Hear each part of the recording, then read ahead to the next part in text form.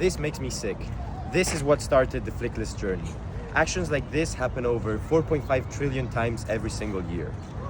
We had many great ideas, but some of them were just not feasible and we had to discard them.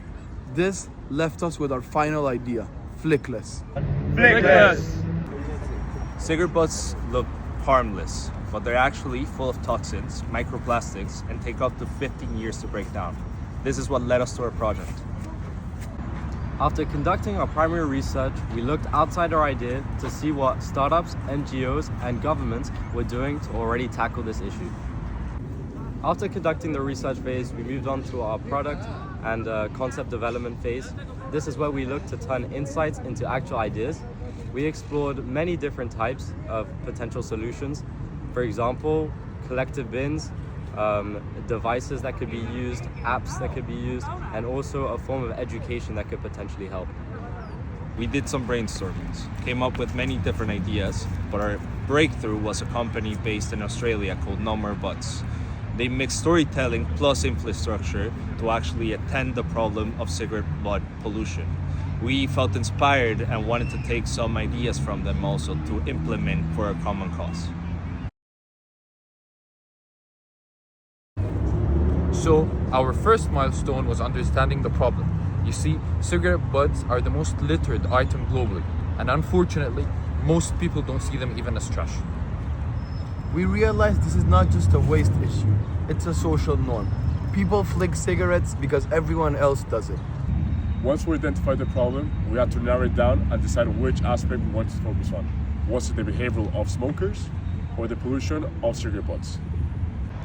In order to decide what aspect to focus on, we interviewed smokers, non-smokers, and city workers, and the main problem we figured out was that they didn't even know cigarette butts were made of plastic, and they didn't even know that it takes over 15 years to break down.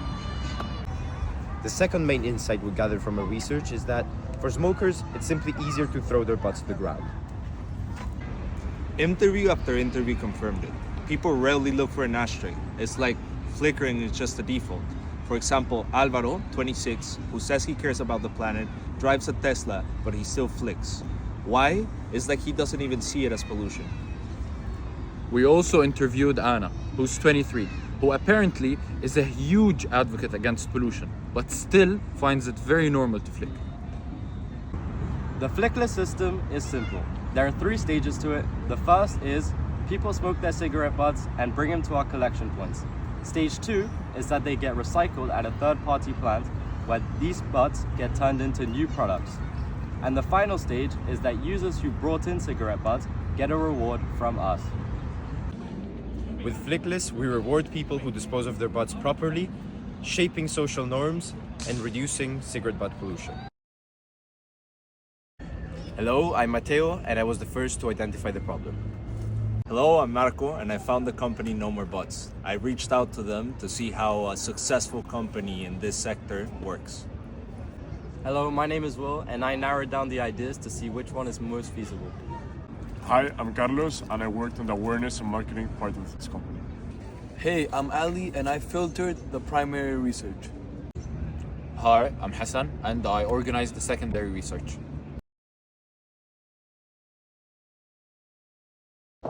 It all starts here, going to 0.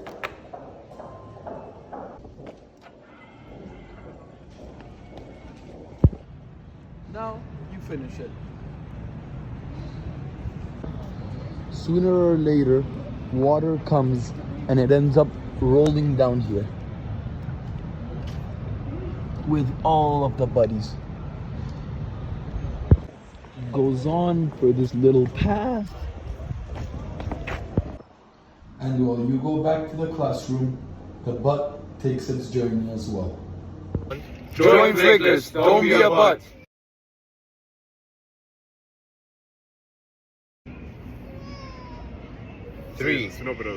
I found the company No More Butts in Australia. Hello, what's your name? With Flickless, we reward. No, we don't repeat what is. With Flickless, we aim to reward. We aim